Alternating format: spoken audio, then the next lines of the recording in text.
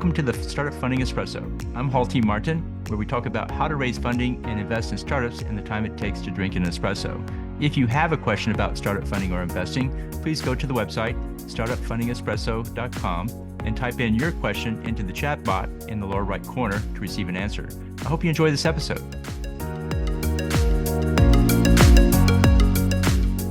Hello, this is Hall T. Martin with the Startup Funding Espresso, your daily shot of startup funding and investing. Biotech startups must show the efficacy of their solution. Here are several research frameworks that biotech and medical devices startups can use.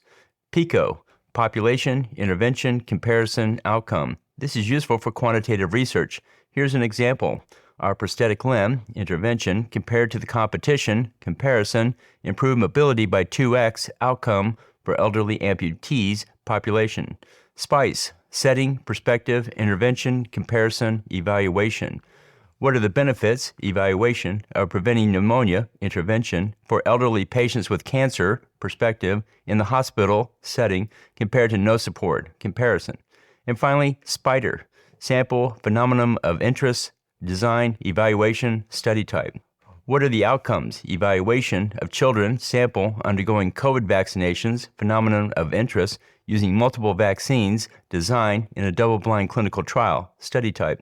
Consider using these frameworks for presenting your results to investors. Thank you for joining us for the Startup Funding Espresso, where we help startups and investors connect for funding. Let's go start listening to today.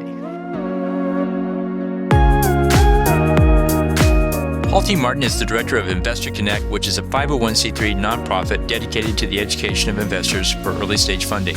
All opinions expressed by Hall and podcast guests are solely their own opinions and do not reflect the opinion of Investor Connect. This podcast is for informational purposes only and should not be relied upon as a basis for investment decisions.